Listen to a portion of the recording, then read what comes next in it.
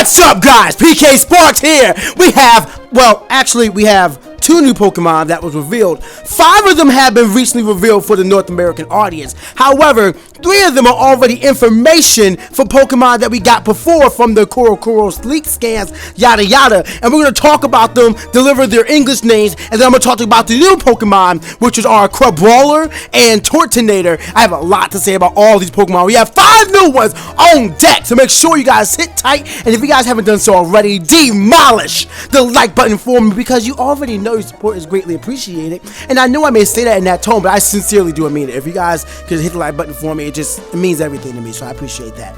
But without further ado, let's talk about Sandygast. Alright, now, even though the names in 7th Gen are a little weak right now, I have to admit, I kind of like this one. I understand. It's Sandygast, it's a sandcastle, it's a ghost one.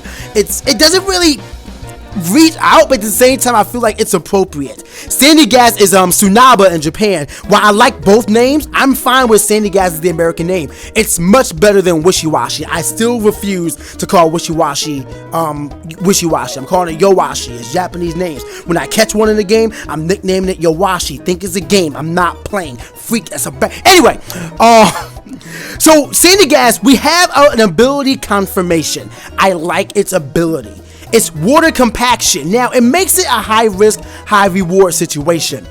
If Sandygast is hit by a water type attack, mind you, it's a ghost ground type, so it's weak to water.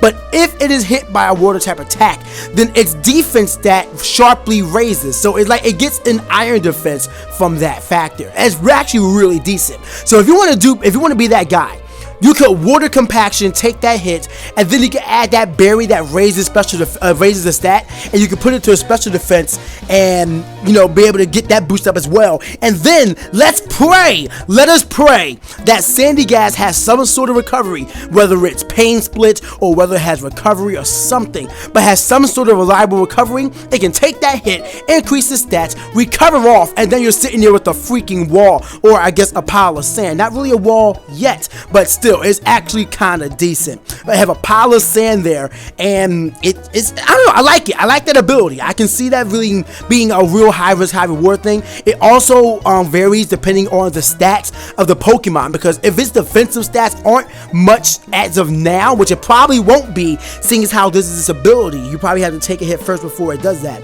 But if that's the ability now, that I can't see its defensive stats really being that good, but still, the possibilities, that's what I'm enjoying the most, are the possibilities of this ability. So I'm interested to see how this one will be used in the game, in the meta. But going back to it, we have a lot of details regarding the Pokemon itself. You guys remember I was talking about its shovel in his head. I was just like a random shovel in his head. If you guys missed my original thoughts on this Pokemon, by the way, you guys can go watch the last video. I'll make sure to link the playlist in the description below. But the shovel in it is actually, if you touch it, you'll be under the Sandygast control. I'm usually calling it Tsunaba, so excuse me, but you'll be under its control. So I mean, just don't touch it. That's as simple as that. You touch the shovel, and all of a sudden you're under its control. I don't know if it's only while you're holding the shovel. I don't know if it's like, because you can actually pull the shovel out apparently, and this is what it says actually.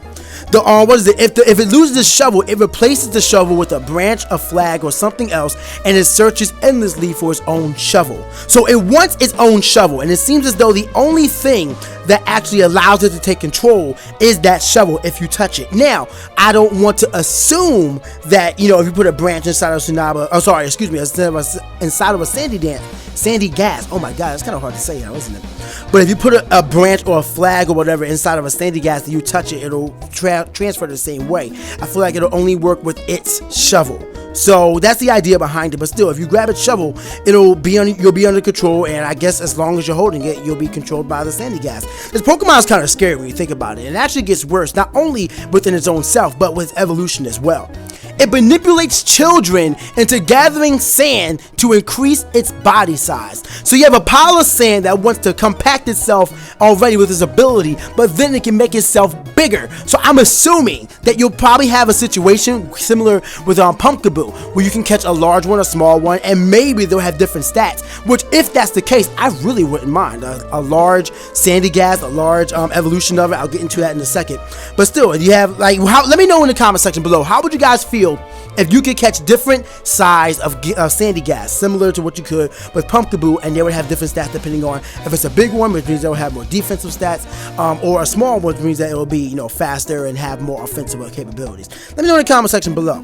But as we go in that one, the idea behind sandy gas is it gets even creepy.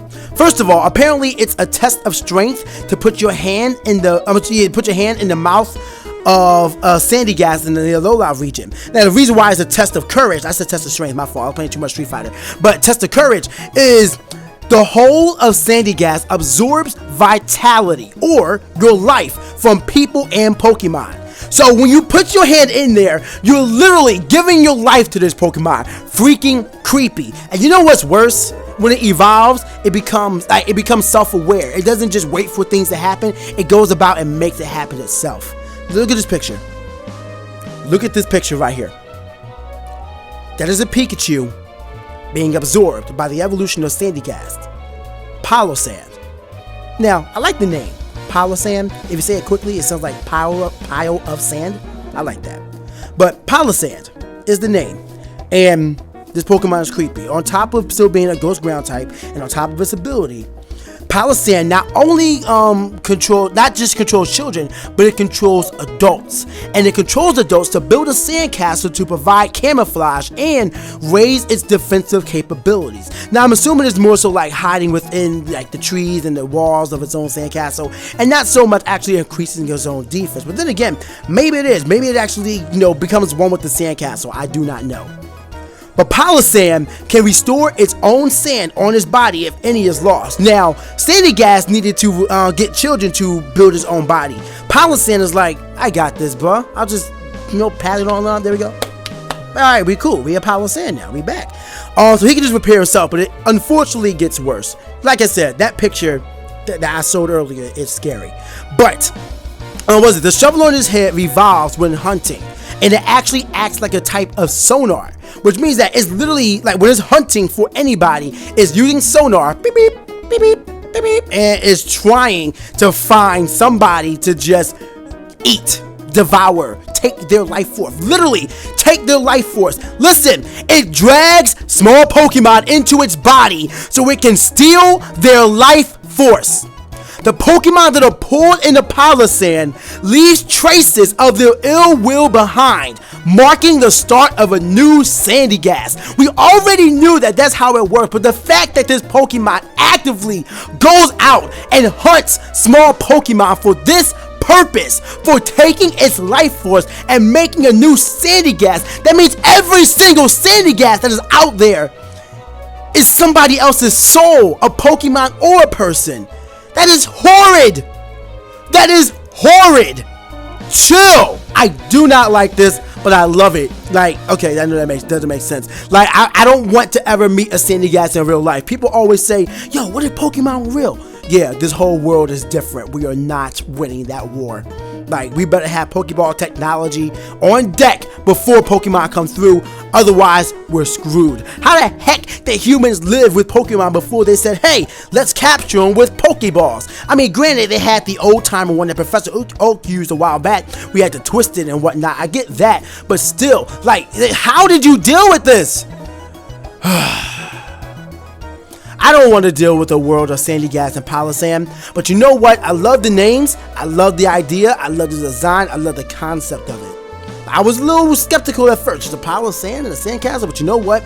This one works to a great extent. I love it. Okay, now let's get into the funny one. You already know that Beware has a pre-evolution. Again, I talked about this before in the original Kuro leaks that came out earlier, where I was talking about Tsunaba and Shirojasuna, who have been confirmed for sandy gas and Palo-Sand.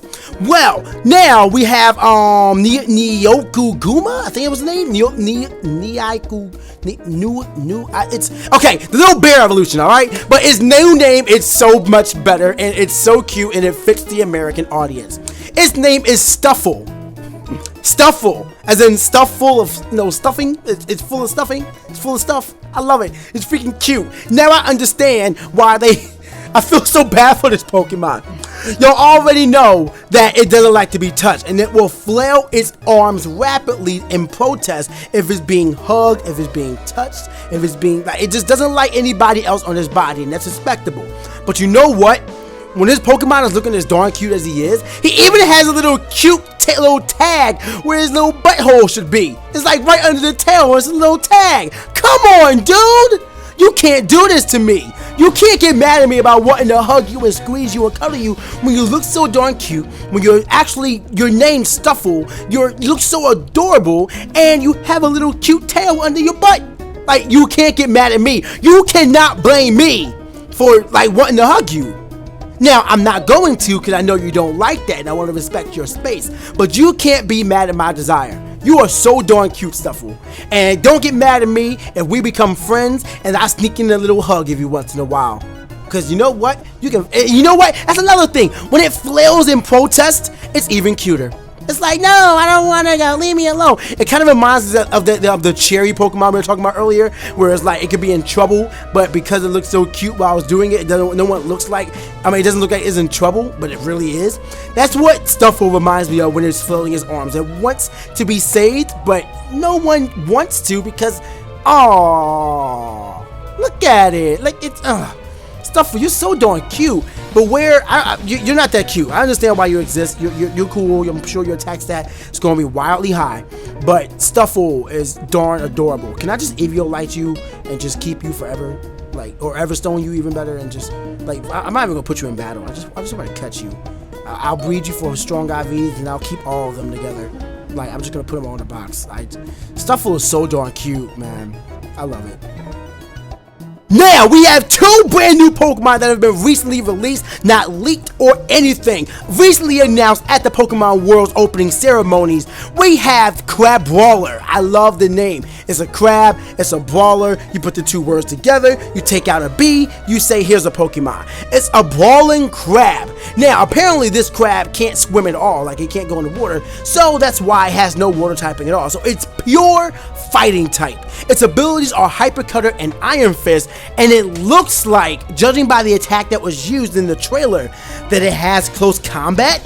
And I say close combat because it reminds me of, I say close combat because it reminds me of the animation of close combat in Machamp and Pokken Tournament, from Machamp and Pokken Tournament. So that's the reason behind my decision on that one. But I still think that this Pokemon is just so darn awesome. I mean, look at it. It even has a black eye.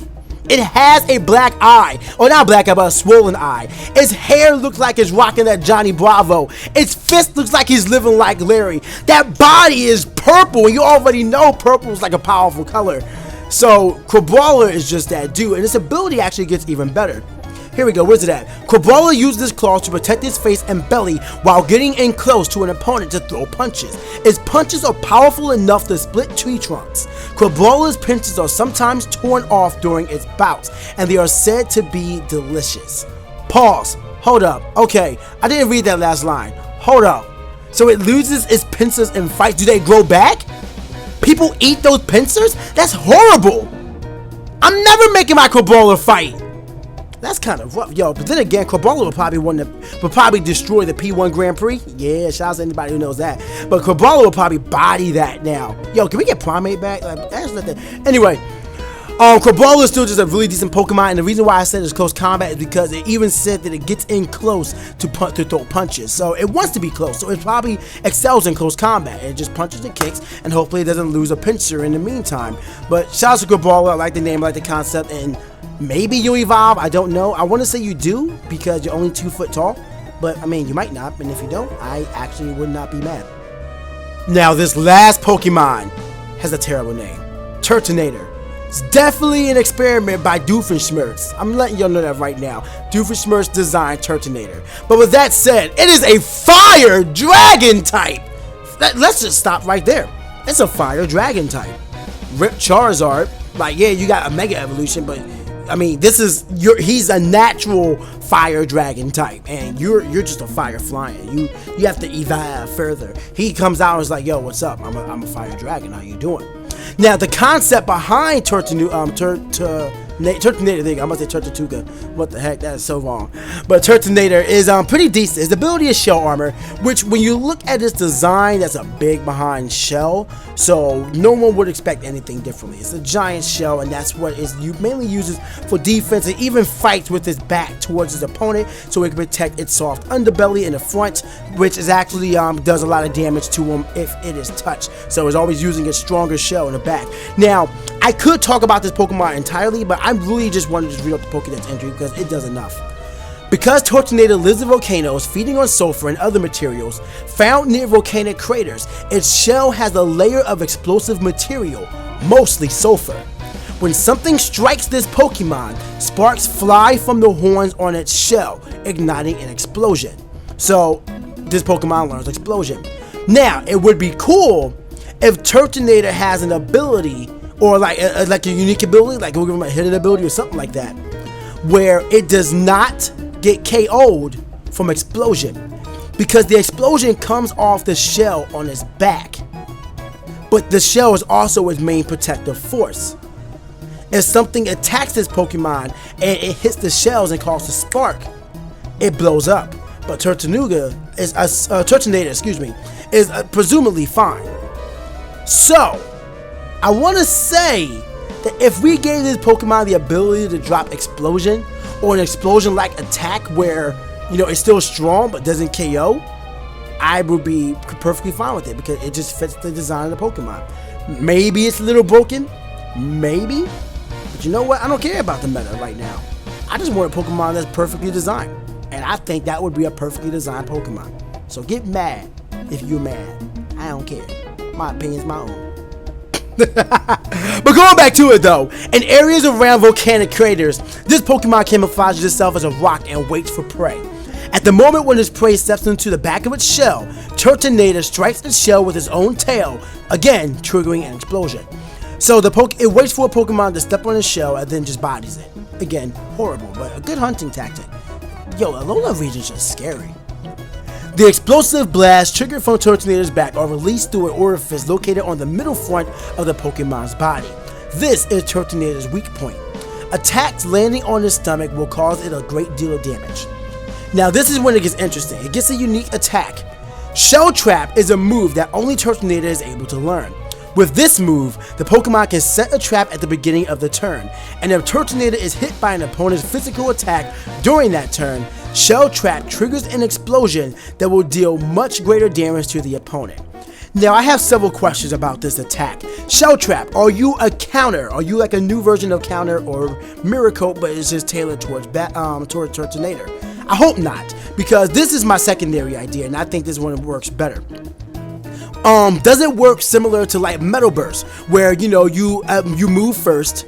I'm sorry, not Metal Burst. You move similar to Spiky Shield, but it has Metal Burst effect, where Spiky Shield will actually have a protect effect, where it'll block any damage, and then it'll have a return effect, where it'll do a little Rocky Helmet damage as well if the opponent does a physical attack. Same thing to King Shield, where if they attack it, it'll do King Shield. I mean, it will lower their attack sharply, but then again, you can still be hit by status effects. Is that what Turtonator is about? Is that the idea behind Shell Trap, where it's a priority attack and he'll leave it and then your opponent moves? So if they do it, it'll still take damage, but then it'll have a Metal Burst attack where it'll do double the damage back to the opponent. I hope it's more so the latter than the former, where it's like a counter attack, because that's kind of lame. But then again, it does say actually that it sets the trap at the beginning of the turn. So does this attack have priority? Right, it says at the beginning of the turn, so that means that it has to have, so hopefully it's more so like what I said with Spiky Shield, but it does the return damage instead of actually Spiky Shield damage or something like that.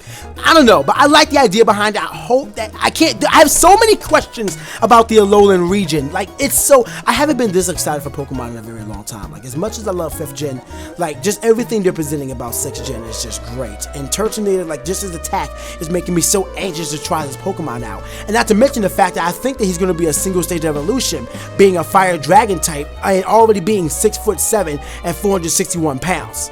Like, there's no reason to really evolve him further or before.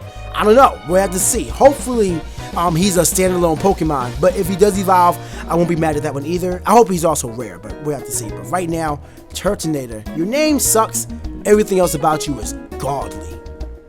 So that is all of my thoughts regarding the 5 new Pokemon, the 2 new Pokemon and the 3 English release Pokemon that were released recently in Pokemon Sun and Moon. If you guys haven't done so already, let me know your thoughts on all of these Pokemon in the comment section below, and which of these 5 are you most excited to try out. Personally, I really want to see Sandygast more. Like, I love Turtonator as well, and I like Crabrawler as well, but just the concept behind Sandygast, I really want that on my team. I want to find out everything that's about it, if it's competitively viable or not. I want to see what I can do with water compaction. I want to see what type of moves it get. Is it physical attacking or is it special attacking? Like, yeah, you can teach a Shadow Ball, but you can also teach an Earthquake. Can it be a mixed attacker? Is it defensive? What's its stat spread? I have so many questions. I'm really interested in Sandygast and Palisand. So those are the 2 I'm interested in the most. But let me know yours in the comment section below. If you haven't done so yet, demolish the like button for me. Follow me on Twitch, follow me on Twitter, subscribe for more Pokemon news, but most importantly, stay hot, guys. I will see y'all next time.